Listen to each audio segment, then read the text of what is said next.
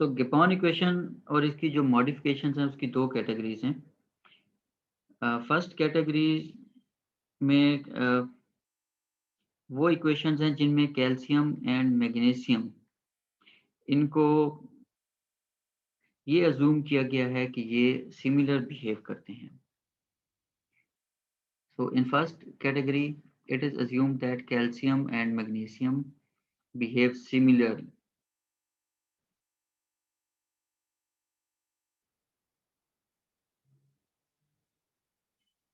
Second group वो है जिसमें कैल्शियम और मैग्नीशियम इनको सेपरेटली ट्रीट किया जाता है, are treated as separately.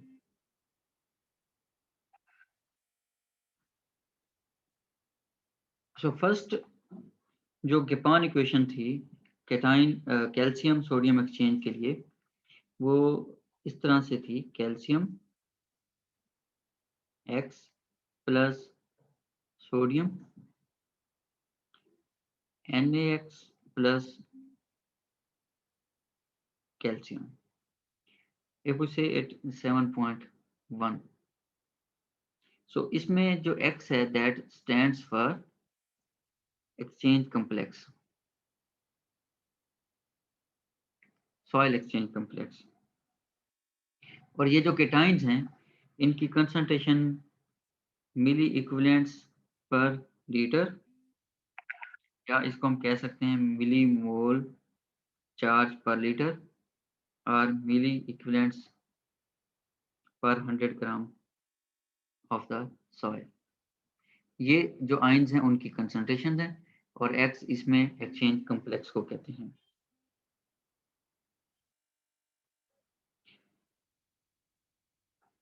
So Gibbon pointed out that calcium on exchange complex behaves as sodium when both cations are expressed in equivalent units,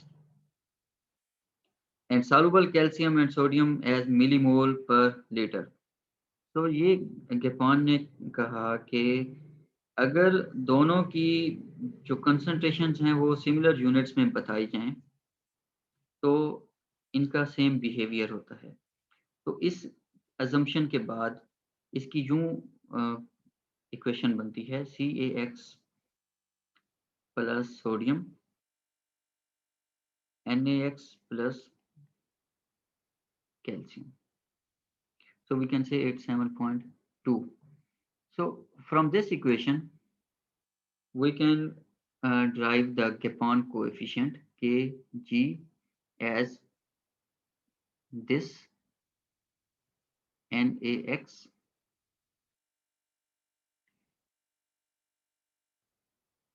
calcium divided by CaX and sodium, this divided by this. So from in this way we can calculate the Gibbon coefficient. So we call it 7.3. So later the US salinity lab staff introduced two terms. One was ESR, exchangeable sodium ratio, and one was SAR. So ESR was said as NaX divided by CaX and SAR as sodium divided by calcium.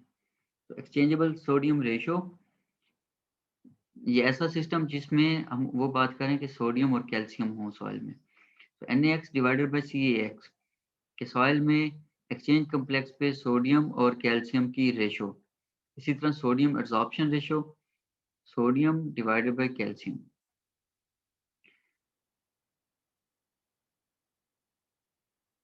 सो इनको consider करते हुए हम इसी को थोड़ा detail से करते हैं।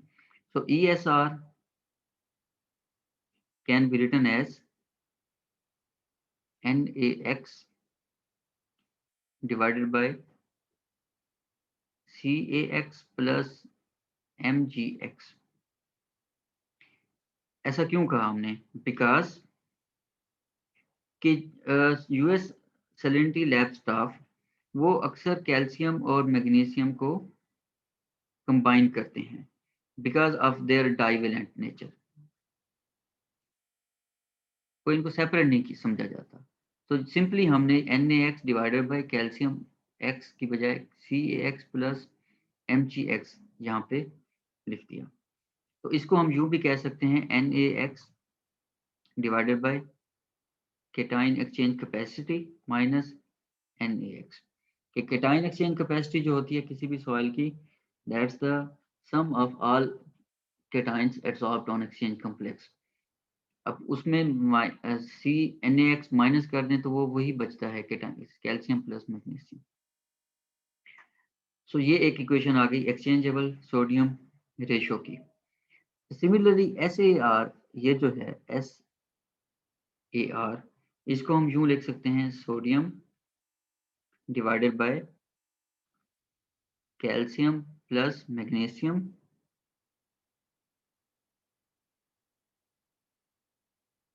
and again we can write as calcium plus magnesium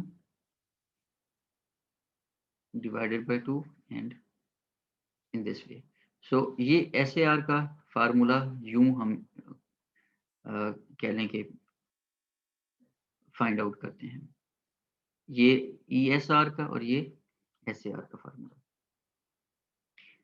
अच्छा, जो यूनिट्स हैं SAR के यूनिट्स, वो भले ये वाली इक्वेशन हो या ये वाली इक्वेशन, दोनों में they are milli mole per litre square root, while SAR, as this is a ratio, it is unitless, इसका कोई यूनिट नहीं है। अब ये जो दोनों चीजें हैं SAR और ESR, इसको हम गेपान कोएफिशिएंट वाली इक्वेशन में फर्ज करें, सब्स्टिट्यूट करें दिस इक्वेशन गेपान कोएफिशिएंट में, फिर क्या होता है? So we can write as Kg is equal to ESR multiplied by 1 over SAR। ये कैसे आई?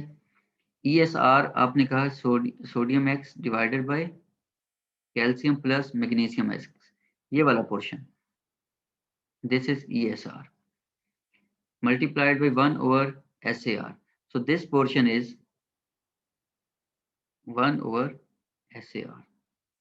so ये केपान कोएफिशिएंट यूं बन गया हमारे पास, इसको एज पर बुक 7.9 हमने कहा। अब ये जो Kg है गेपान कोएफिशिएंट, इसकी डिफरेंट वैल्यूज हैं। एरिड रीजन सॉइल्स में इसकी वैल्यू 0.01 से लेके 0.015 लीटर्स मिलीमोल यूं इसका यूनिट है, और ये अफेक्ट होती हैं surface charge density of the clays and organic matter.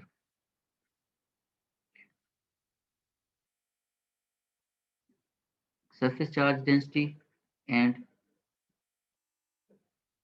Soil organic matter. अब जो किसी भी सॉइल की केटाइन एक्सचेंज कैपेसिटी है उसका यूनिट है मिलीमोल चार्ज पर 100 ग्राम और सेंटीमोल चार्ज पर केजी, और जो सरफेस एरिया है उसका होता है centimetre square per 100 gram soil. So the units of surface charge density को हम कह सकते हैं cation exchange capacity per unit area, कि किसी सॉइल की सरफेस चार्ज डेंसिटी जो है that is actually cation exchange capacity per unit area. तो जैसे सरफेस चार्ज डेंसिटी बढ़ती है पॉलीवेलेंट केटाइंस ज्यादा एब्जॉर्ब होते हैं, और जो केपान कोएफिशिएंट है वो डिक्रीज होता है। so I can write as SCD, surface charge density increases, the Kg is decreased, Kepan coefficient is decreased, and polyvalent cations are absorbed preferably. वो केटाइंस जिनका चार्ज ज़्यादा है वो एड्सॉर्ब होते हैं।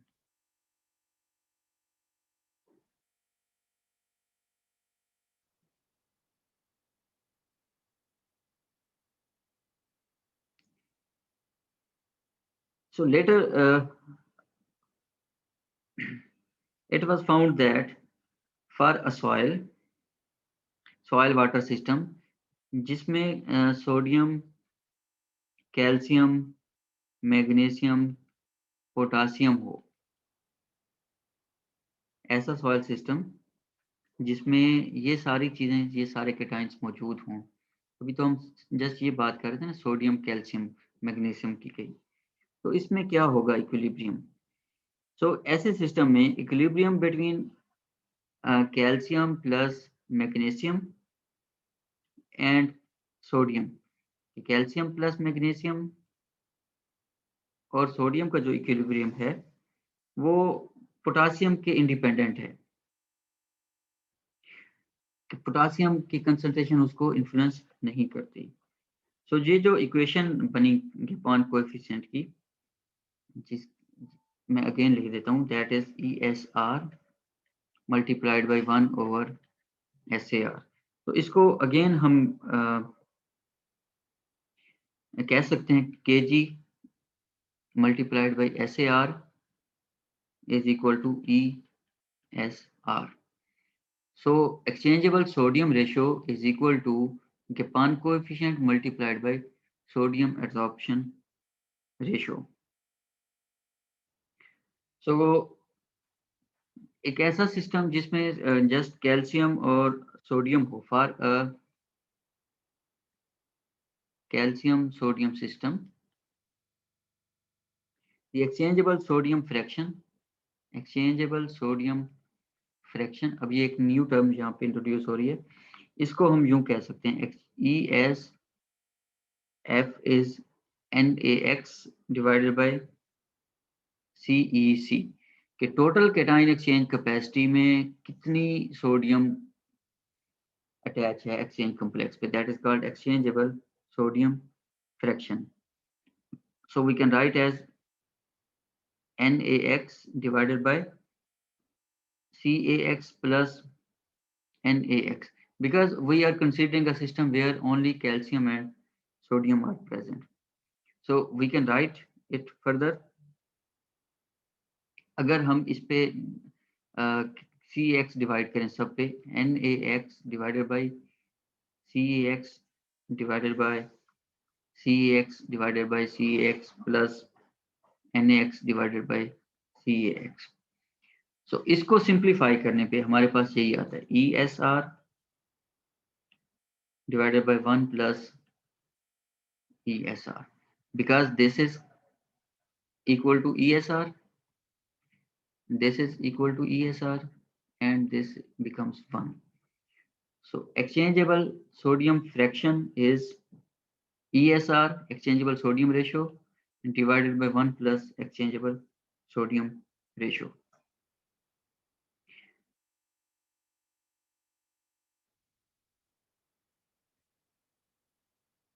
And since ESR is equal to NaX over, ये इसीलिए हमने कहा कि ESR was equal to NaX over CaX, या ये बराबर है kg मल्टीप्लाइड बाई SAR के। सो देयरफॉर हम इसको मजीद अब लिख सकते हैं, exchangeable sodium fraction is equal to ESR divided by 1 plus ESR, that is equal to kg SAR divided by 1 plus kg SAR, because ये वाली वैल्यू जो है एक्सचेंजेबल सोडियम रेशो की, ये हमने यहाँ पे पुट कर दी। अब ये है एक्सचेंजेबल सोडियम फ्रैक्शन। अगर इसको हमने फाइंड करना exchangeable sodium percentage, so that is in hundreds, कि 100 में हम इसको पुट करेंगे, so that is equal to 100 ESF, 100 exchangeable sodium fraction. तो इसके लिए हम इसको फिर आगे 100 से मल्टीप्लाई करेंगे, that is equal to 100 kg.SAR divided by 1 plus kg.SAR. So we can say at 100 exchangeable sodium ratio divided by 1 plus ESR. यही चीज है exchangeable sodium ratio. So this is exchangeable sodium percentage, and this is the measure of sodium saturation of soil exchange sites. कि किसी भी soil में measure of sodium saturation of soil exchange sites, कि किसी soil में exchange sites पे sodium की कितनी सैचुरेशन है। सो जो डिफरेंट रिग्रेशंस थी SAR और ESR की, कि डिफरेंट वैल्यूज को रिग्रेशन के जरिए फाइंड करने के बाद कुछ यूनिवर्सल इक्वेशंस बनाई गई।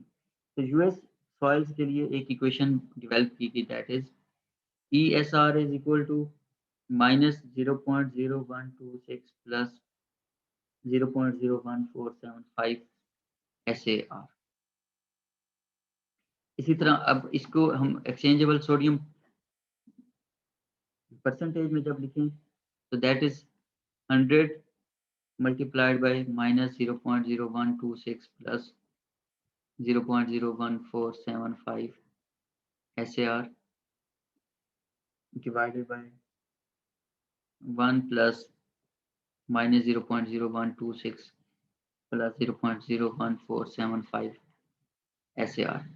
So this is basically the same equation. ये अभी जो हम ऊपर लिख रहे थे, ये वाली ESP is equal to 100 ESF, that is equal to 100 kg SAR over 1 plus kg SAR. So ये अब values put करने के बाद हमने लिखी exchangeable sodium soils. So for US soils this relation was developed. तो पाकिस्तानी सॉइल्स के लिए ये जो इक्वेशंस हैं ये इस तरह से हैं, ESP is equal to 1.